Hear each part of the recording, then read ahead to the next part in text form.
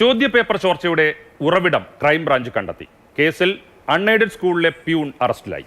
മലപ്പുറം സ്വദേശി അബ്ദുൾ നാസറിനെയാണ് ക്രൈംബ്രാഞ്ച് പിടികൂടിയത്. MS സൊല്യൂഷൻസിലെ അധ്യാപകൻ ഫഹദിനാണ് ചോദ്യപേപ്പർ ചോർത്തി നൽകിയത്.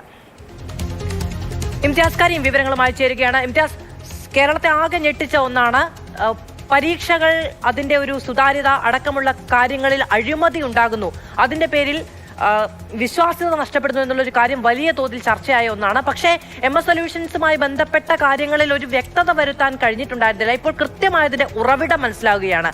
ഈ പ്യൂൺ എങ്ങനെയാണ് ഇത് ചോർത്തി നൽകിയത്, ഫഹദുമായി ഇയാൾക്കുള്ള ബന്ധം എന്താണ് തുടങ്ങിയ കാര്യങ്ങൾ എന്താണ് പോലീസ് വിശദീകരിക്കുന്നത്?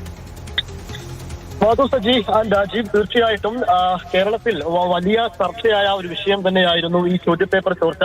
ക്രിസ്മസ് പരീക്ഷയുടെ ചോദ്യപേപ്പർ ആയിരുന്നു ചോർന്നത്. എന്നാൽ ഇതിലിപ്പോൾ ക്രൈംബ്രാഞ്ച് അവരുടെ പഴുതടച്ച അന്വേഷണത്തിനൊടുവിൽ ഈ ചോദ്യം ചോർത്തി നൽകിയ പ്രതിയെ അറസ്റ്റ് ചെയ്തിരിക്കുന്നു. മലപ്പുറം സ്വദേശിയായിട്ടുള്ള അബ്ദുൾ നാസറാണ് ഇപ്പോൾ അറസ്റ്റിലായിരിക്കുന്നത്. ഇയാൾ ഈ മലപ്പുറത്തെ തന്നെ ഒരു അൺഎയ്ഡഡ് സ്ഥാപനത്തിലെ പ്യൂണായി ജോലി ചെയ്യുന്ന ആളുമാണ്. നേരത്തെ കസ്റ്റഡിയിലെടുത്ത് ചോദ്യം ചെയ്തിരുന്ന ഫഹദ്, ഈ ഫഹദിനാണ് ഇയാൾ ഈ നേരത്തെ ചോദ്യങ്ങൾ അവതരിപ്പിച്ച, ഓൺലൈനിൽ വന്ന് അവതരിപ്പിച്ച ഫഹദിനാണ് ഈ പ്യൂൺ ചോദ്യം ചോർത്തി നൽകിയത് എന്നും ഈ അന്വേഷണ സംഘം ഇപ്പോൾ വ്യക്തമാക്കുന്നുണ്ട്. അതായത് ഈ ഫഹദ് അന്ന് എടുത്തിരുന്നത് ക്രിസ്മസ് പരീക്ഷയുടെ ഭാഗമായിട്ട് കെമിസ്ട്രിയുടെ രസതന്ത്രത്തിന്റെ ചോദ്യങ്ങളായിരുന്നു പറഞ്ഞിരുന്നത്. ഇംഗ്ലീഷിന്റെയും ചോദ്യങ്ങൾ ഇതേ രീതിയിൽ ആ സമയത്ത് ചോർന്നിരുന്നു. ഇത് ഈ സ്കൂളിലേക്ക് ക്രിസ്മസ് പരീക്ഷ തുടങ്ങുന്നതിന് മുൻപായിട്ട് തന്നെ കുറച്ച് ദിവസങ്ങൾക്ക് മുൻപ് തന്നെ ചോദ്യപേപ്പറുകളെല്ലാം അവിടെ എത്തും.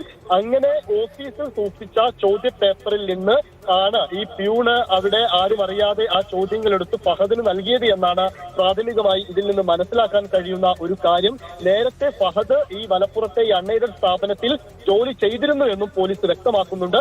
എന്തായാലും ഇതിലിപ്പോൾ ആദ്യത്തെ ഒരു പ്രതിയെ അറസ്റ്റ് ചെയ്തിരിക്കുന്നു എന്നതാണ് ഏറ്റവും പ്രധാനപ്പെട്ട വിവരം. നേരത്തെ ഈ MS സൊല്യൂഷന്റെ CEO ആയിട്ടുള്ള ഷുഹൈബിനെയും കസ്റ്റഡിയിലെടുത്ത് അന്വേഷണ സംഘം ചോദ്യം ചെയ്തിരുന്നു. അന്ന് ഷുഹൈബ് പറഞ്ഞത് എനിക്കിതിൽ ബന്ധമില്ല, കാരണം ഈ ഫഹദും അതുപോലെ തന്നെ അന്നുണ്ടായിരുന്ന മറ്റൊരു അധ്യാപകരും ഇവർ രണ്ടുപേരുമാണ് ഈ ചോദ്യങ്ങൾ അവതരിപ്പിച്ചത്.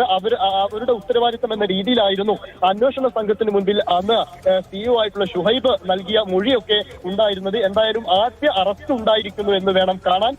ഈ പ്രതിയെ ഇപ്പോൾ ക്രൈംബ്രാഞ്ച് ഓഫീസിലേക്ക് എത്തിച്ചിട്ടുമുണ്ട്. അല്പസമയത്തിനകം SP ആയിട്ടുള്ള മൊയ്തീൻ കുട്ടി മാധ്യമങ്ങളെ കാണുമെന്നാണ് കരുതുന്നത്. ശരി, ഇംതിയാസ് കരീമാണ് വിവരങ്ങൾ നൽകിയത്.